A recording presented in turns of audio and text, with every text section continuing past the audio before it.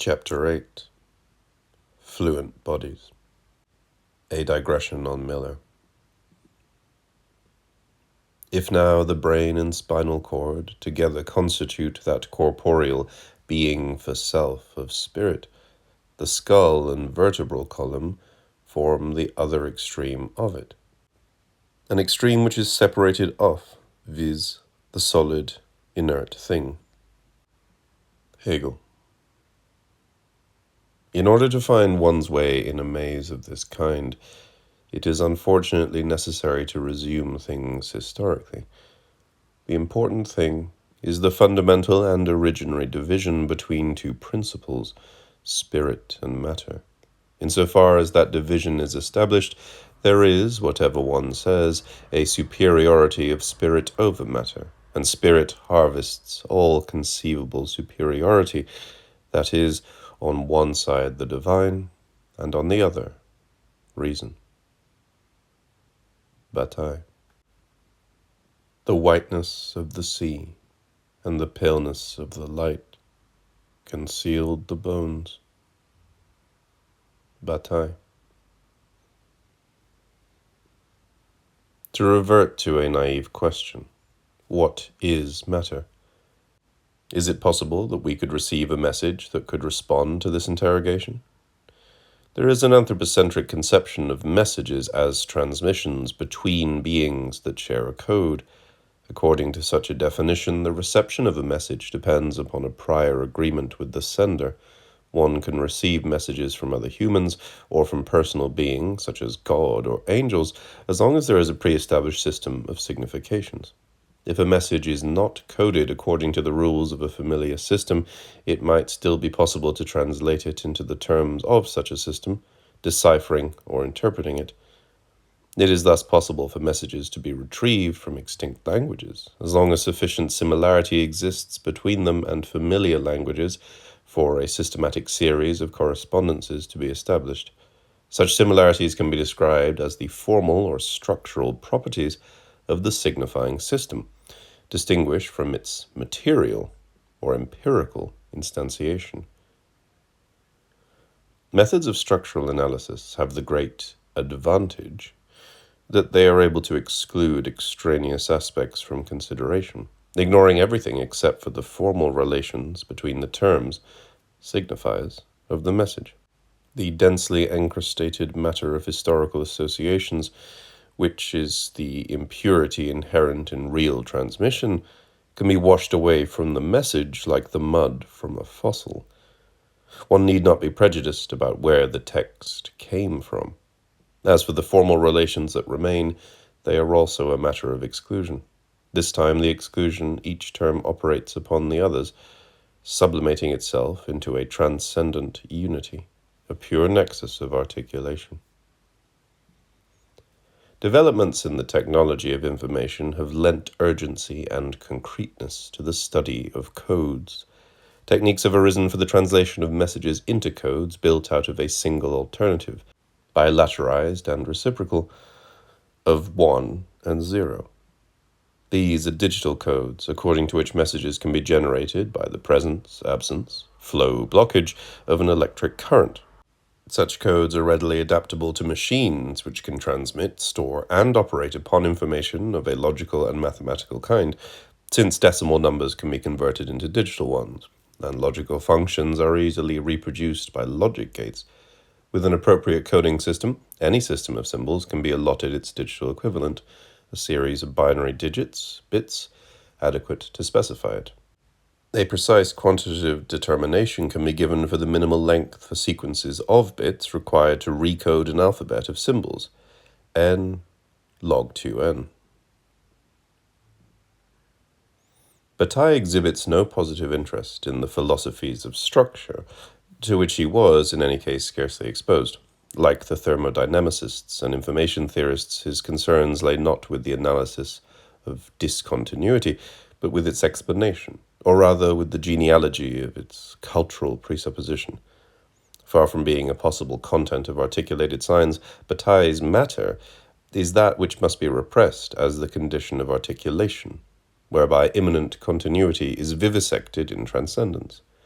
The importance of structural thought is real, but symptomatological, incarnating matter's positive effacement by utilitarian sociality. In a short early text called Architecture, he writes, "Each time that architectural composition is found elsewhere than in monuments, whether this is in physiognomy, costume, music, or painting, one is able to infer a taste for authority, whether human or divine. The great compositions of certain painters express the will to constrain the spirit to an official ideal. The disappearance of academic construction in painting is, on the contrary, the open road to the expression, and thus even to exaltation, in the psychological processes most incompatible with social stability. It is this that explains in large part the lively reactions provoked for over half a century by the progressive transformation of painting, up to then characterized by a sort of dissimulated architectural skeleton. Structure, bilateral articulation, reciprocal exclusion, and determinate negation all belong to bones and not to soft tissues. That structure comes to the fore is a matter of the momentary dominion of the profane. For primitive people, the moment of greatest anguish is the phase of decomposition. When the bones are bare and white, they are not intolerable as the putrefying flesh is, food for worms. Bataille.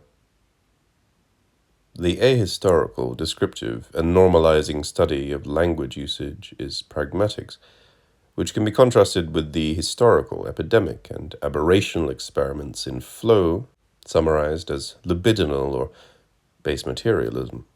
Base materialism is the plague of unilateral difference, which is a difference that only operates from out of the undifferentiated. Thinking of this kind is flagrantly inconsistent with the principle of identity. The aberrant phenomena summarized under the label spirit, for instance, are spiritually differentiated from matter, whilst remaining materially undifferentiated from it. Similarly, culture is only culturally different from nature, such that the most strenuous deviations from nature leave nature uninterrupted. The human animal rebels unilaterally against its animality, just as life differentiates itself against and within the undifferentiable desert of death. A unilateral difference is the simultaneity of a tendency to separation and a persistence of continuity, which is a thought that cannot be grasped, but only succumbed to in delirium. For any ardent materialism, truth is madness. The dominant tendencies in philosophy are complicit with ordinary language in their suppression of unilateral differences and their insistence upon bilateral or reciprocal relations. Because separation is normally thought of as mutual discontinuity, the world is interpreted as an aggregate of isolated beings, which are extrinsically amalgamated into structures, systems, and societies. Such thinking precludes in principle all possibility of base contact or communion.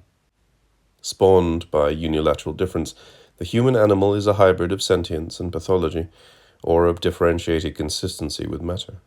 Knowing that its community with nature sucks it into psychosis and death, mankind valorizes its autonomy, whilst cursing the tidal desires that tug it down towards fusional dissolution. Morality is thus the distilled imperative to autonomous integrity, which brands as evil the impulse to skinless contact and the merging of bodies. Base materialism is compelled to acknowledge that Henry Miller is a saint, Bataille, and that the Tropic of Cancer is a sacred book. To an important degree, Miller's Tropic of Cancer responds to the surrealist culture of 1930s Paris, especially to the creative practice of automatic writing, which entangles literature with sexuality in a guerrilla struggle against repression. The stylistic infelicities and thematic confusions of his writing are inextricable from its force as a seismic upheaval in the history of literature, stemming as they do from his passionate rebellion against the normative regulations of aesthetic and moral censorship. It is precisely the jagged and meandering character of this text that attests to its torrential emancipatory energy, liberating writing from the pedantic bourgeois delicacies that cage literature in the prison of the ego. In the opening pages, he insists that I have made a compact with myself not to change a line of what I write. I am not interested in perfecting my thoughts, nor my actions. The unconscious does not coo sweet lyrics or unroll immaculate and measured prose. It howls and raves like the shackled and tortured beast that our civilization has made of it, and when the fetters are momentarily loosened, the unconscious does not thank the ego for this meager relief, but hisses, spits, and bites, as any wild thing would. This is not to suggest that Miller is without inhibition. He is, for instance, notorious for his misogyny. It is obvious to anyone reading his books that women frighten him. It is not mere fear that grips him, but anxiety, terror of nothing, the horror that patriarchy interprets in terms of castration. Who is in a position to condemn him for this hesitancy at the brink of dissolution? Is it not rather the nakedness of his avowal that triggers an inane and moralistic response? Phallus is the great security of male-dominated culture, and beyond it lies an ocean of loss as desolate as zero. Miller writes, if they knew they were thinking about nothing, they would go mad. He quotes his friend Van Noorden's anguished comments on the vulva. It's an illusion. You get all burned up about nothing, and that mystery about sex, and then you discover that it's nothing, just a blank. His own response is different. When I look down into that crack, I see an equation sign, the world at balance, a world reduced to zero and no trace of remainder. Not the zero on which Van Noorden turned his flashlight, not the empty crack of the prematurely disillusioned man, but an Arabian zero, rather, the sign from which spring endless mathematical worlds, the fulcrum which balances the stars and the light dreams and the machines lighter than air, and the lightweight limbs and the explosives that produced them. Tropic of Cancer. Upon zero or utter continuity, everything flows without resistance. There is no possibility of becoming settled, rooted, or established, of instituting stable communities or codes. Names and labels regress to the magmic pulse of language, sliding in useless digression. According to Freud, kissing is inclined amongst the perversions because it digresses from procreative sexuality, wandering erratically across the cosmic desolation of the unconscious. Zero is the vortex of a becoming inhuman that lures desire out from the cage of man onto the open expanses of death. Not that death, as utter digression, is the same as the becoming inert of the body. It is, first of all, the anegoic psychosis of communicative fusion, floating on the far side of all effort. There are times when Miller, confronted by the oceanic blank of zero, falls back upon the spurious identity of bones, which he associates with phallic rigidity. Animals with a bone in the penis, hence a bone on. Happily, says Gourmont, the bony structure is lost in man. Happily? Yes, happily.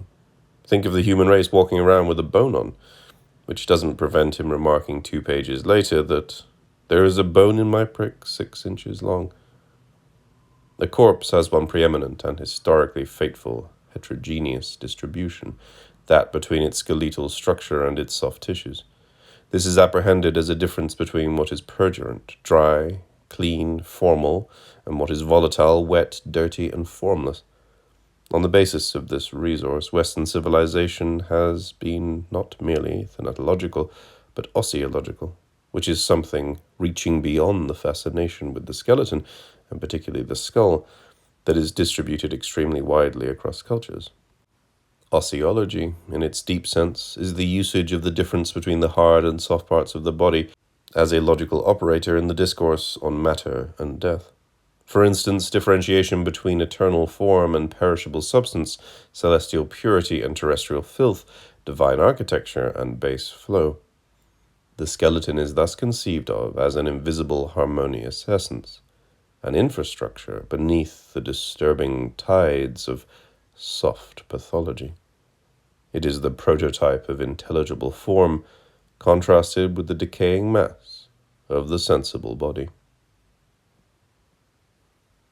The skeleton is the relatively dead part of an organism, and because of this it is also the part relatively immune to dissolution, which is another way of saying that the hard parts of an organic body are those most isolated from the communicative general economic flows of its metabolism, but also the parts it most faithfully transmits into the future. The residues of life follow upon a preemptive compromise with death. What remains of life is only the disloyal part of itself. The grimacing skeleton that invaded the iconography of the late Middle Ages seems to have been unknown to Greco-Roman antiquity. On the other hand, the cult of the skull goes back to Peking Man, 440,000 to 220,000 BC. Veneration for skulls is to be found in all primitive religions, as well as in all the great religions of antiquity. Cortez's Spaniards, counting the skull trophies in Mexican temples, found 136,000. The Toltecs cut off the skulls and used them as bowls. The Gauls cut off the heads of their dead enemies and brought them back to their villages, suspended from the necks of their horses, then nailed them as trophies in front of their houses. In New Caledonia, widows kept the skulls of their husbands in baskets.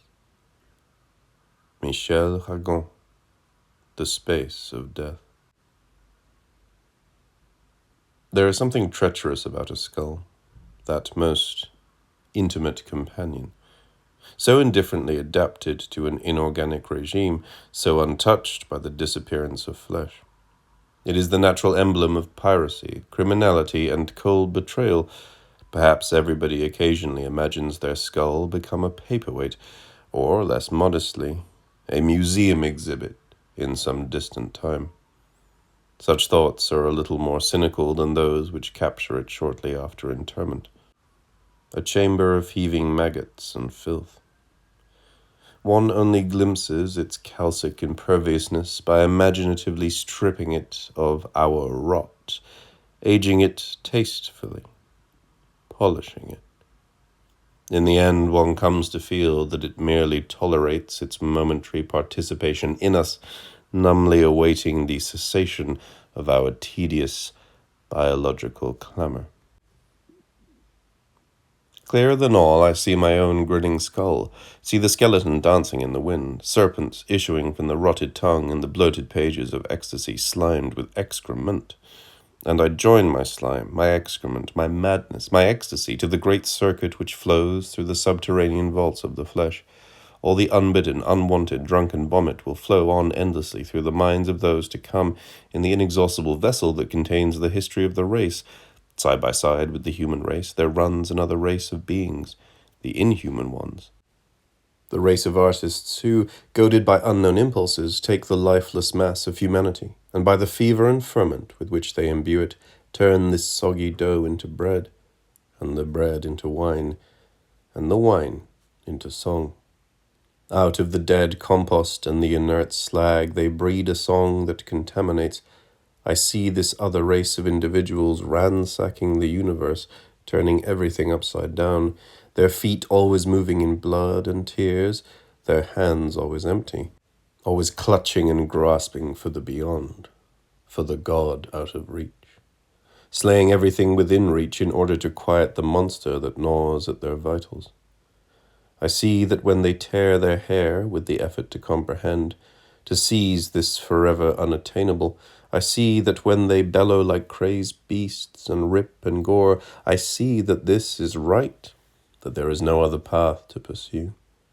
A man who belongs to this race must stand up on the high place with gibberish in his mouth and rip out his entrails. It is right and just because he must. And anything that falls short of this frightening spectacle, anything less shuddering, less terrifying, less mad, less intoxicated, less contaminating, is not art. The rest is counterfeit. The rest is human. The rest belongs to life and lifelessness. Tropic of Cancer. Washing about the rigid parts of the body are the swirls of ecstasy and filth whose only fidelity is to zero. Not that rigidity and fluidity enter into any kind of opposition within a structure or dialectic. There is no elemental duality at stake here, since this would involve a rigid difference transcending and dominating its terms, as if a typology, signifying system, or patchwork of language games were extrinsically organizing base flows, in the manner of Wittfogel's hydraulic bureaucracies. The savage truth of delirium is that all ossification, far from being a metaphysical separation from decay, is a unilateral deviation from fluidity, so that even bones, laws, and monuments are crumbled and swept away by the deep flows of the earth. Far from establishing an eternal logos on the model of pure ossification, the tongue rots into a delirial meander of oozing slime and dirt, indistinguishable from the contaminating mess it vomits into the gutters of literature. There is a boundary of sorts along the banks and shores of the body where fluidity and rigidity meet, but this is not sufficient to authorize the irrigational idol of rigid differentiation. It is not difficult to imagine how such an idol might have arisen, of course. Is it not natural to imagine rigidity setting the terms for its contestation? It is almost tautological to conceive liquidity as giving way. Nevertheless, differentiation is contested at the scurf edge of the flow, where sediments and detritus are tugged problematically between solidity and liquefaction. If fluidity prevails, the bank is dissolved, washed away, permeated, flooded. It is only in the momentary constraint of fluids that the fixed channels of an irrigation are realized. However desperately Miller clings at times to his bones, to his bone-on, to the mouldering patriarchal infrastructure of his corpse, in the end there is infiltration and collapse into the deluge, into the unsurpassable hydraulic megamachine. I am a writing machine. The last screw has been added. The thing flows. Between me and the machine there is no estrangement. I am the machine. Tropic of Cancer. Speaking philosophically, and in accord with common sense, flow is gauged in terms of a fixed grid assembled from space, time, and matter. Flow displaces mass in space over time in a strictly quantifiable fashion, and is therefore, as a concept, posterior to the apparatus of its representation. Not only does time function as a dimension of its description, but a deeper temporal prioritization of the representational grid, whether this is idealized or naturalized, locates flow as an empirical content, mapped along axes achieved in advance. Becoming is subordinated to a transcendent law, allowing it to be judged, denigrated, and condemned. Compare Miller's words. For the fraction of a second, perhaps, I experienced the utter clarity which the epileptic, it is said, is given to know. In that moment I lost completely the illusion of time and space. The world unfurled its drama simultaneously along a meridian which had no axis. In this sort of hair-trigger eternity, I felt that everything was justified, supremely justified. I felt the wars inside me that had left behind this pulp and rack. I felt the crimes that were seething here to emerge tomorrow in blatant screamers. I felt the misery that was grinding itself out with pestle and mortar, the long, dull misery that dribbles away in dirty handkerchiefs. On the meridian of time, there is no injustice. There is only the poetry of motion, creating the illusion of truth and drama. Tropic of Cancer. Even ordinarily, time is thought of as a flow, but flows characterize the repressed of thinking. That time is conceived as a river, streaming dissymmetrically from the future into the past, is a representation controlled by a defensive system, simultaneous with mature patriarchy, nucleated upon the ego, and correlated with the generation of a utilitarian hydraulics. A transcendent differentiation rigidifies a stabilized subject-object couple or appropriate synonym. The former is a fixed point of apprehension, the latter as an underlying essence. This double deliquification channels a quantifiable, homogeneous substance through a rigid conduit. the transcendent apparatus of time as such, and the ego, ontology as managed flow. Nothing of this pompous monolithic architecture can resist the torrent of Miller's prose when it surges most ruthlessly out of zero. Yes, I said to myself, I too love everything that flows. Rivers, sewers, lava, semen, blood, bile, words, sentences. I love the amniotic fluid when it spills out of the bag. I love the kidney with its painful gallstones, its gravel and whatnot. I love the urine that pours out scalding and the clap that runs endlessly. I love the words of hysterics and the sentences that flow on like dysentery and mirror all the sick images of the soul. I love the great rivers like the Amazon and the Orinoco, where crazy men like Moravagine float on through dream and legend in an open boat and drown in the blind mouths of the river. I love everything that flows, even the menstrual flow that carries away the seed unfecund. I love scripts that flow, be they hieratic, esoteric, perverse, polymorph, or unilateral. I love everything that flows, everything that has time in it and becoming, which brings us back to the beginning where there is never end. The violence of the prophets, the obscenity that is ecstasy, the wisdom of the fanatic, the priest with his rubber litany, the foul words of the whore, the spittle that floats away in the gutter, the milk of the breast and the bitter honey that pours from the womb. All that is fluid, melting, dissolute, and dissolvent. All the pus and dirt that inflowing is purified, that loses its sense of origin, that makes the great circuit towards death and dissolution. Tropic of Cancer. Between the body and the utterances that traverse it, there is not in truth a relation, but rather a repressed continuity. Literature surges and foams wherever bodies diffuse, vomit themselves, melt into each other, and subside into the heaving toxic syrup of solar tides. It does not stem from the architectural design of a transcendent author-god, imprisoned in rigid individuation, but accumulates black and excremental, like a rich silt at the edge of the great impersonal flows. Looking into the Seine, I see mud and desolation. Tropic of Cancer. If intense literature seems very often to have an autobiographical character, as with Miller, this is not primarily because a life expresses itself. It is far more a matter of an integrated life being hemorrhaged into the laceration of writing, rhythmically disheveled and coagulated down to an impermanent clotting in the subterranean lava flows of base culture. And when you show me a man who expresses himself perfectly, writes Miller, I will not say that he is not great, but I will say that I am unattracted.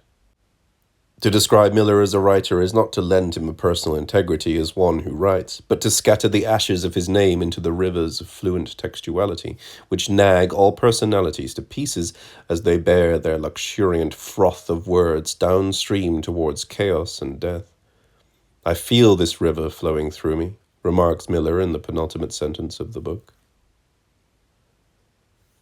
None of this has anything to do with metaphor. Metaphor is only an issue where literal and figurative usages can be bilaterally distinguished, where orthodox functions have been diked up against the currents of digression. To write of the body being traversed by rivers is not mere metaphor, except when the body has been penned into its solidity, and rivers have been degraded to drainage ditches. However many rivers have been integrated into urban and industrial sewerage systems, there are still solar rivers, pathological rivers, rivers of sex, madness, literature, and plague, which refuse to slumber wretchedly within their banks. The word river, in its ordinary usage, is an instrument of irrigationist repression, and its aberrant upsurge is not metaphor, but catastrophic erosion. For so long as we persist as dammed-up reservoirs of labor power, we preserve our humanity. But the rivers flowing into us are an irresistible urge to dissolution, pressing us into the inhumane. Beneath the regulated exchange of words, we howl and gnaw at our fettered limbs.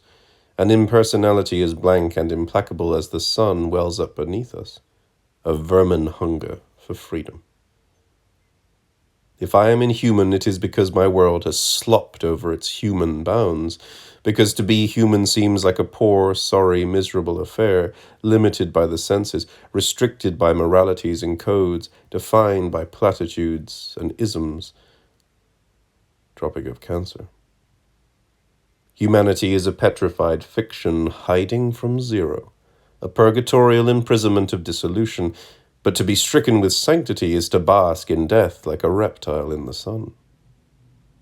God is dead, but immeasurably more importantly, God is death, except God means the fascist asshole of the West. The beginning of the secret is that death equals zero is immense. From birth we are brainwashed into conformity with the cage, taught to accumulate, to shore ourselves up, to fear madness and death. Trapped in a constricting tangle of language routines, we tread a narrow circuit in the maze. We are told that chance will not take care of us, and that it is difficult to live, but work and seriousness are slums of delusion. The garbage heap of individuation has no worth. What is called life at the outer edge of patriarchy is a bleak box of lies, drudgery, and anesthesia, blended with inane agony. What matters about the outside of the box is not just that it is the outside of the box, but that it is immense. What matters is the abyss, the gulf. They want us to fear death so much, but we can inhabit it like vermin. It can be our space.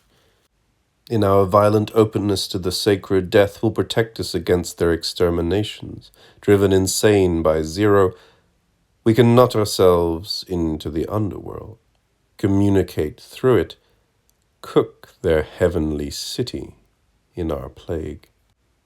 We can scamper in and out of the maze in a way they cannot understand. During the first weekend of June, at 1:30 on Sunday morning, deep in the crypt of the night, together with a fellow voyager in madness, I crossed the line into death, which is called hell because the police control heaven. Melting shells drunk on our inexistence, torched in the flame of the sacred, we trudge through the burnt and blackened swamps of the shallows, testing the edge of the estuary, dripping brimstone from our boots, an immense ocean of annihilation stretched out before us. There has been a revolution in hell. Satan hangs from a gibbet and rots, wreathed in the howls of anarchy.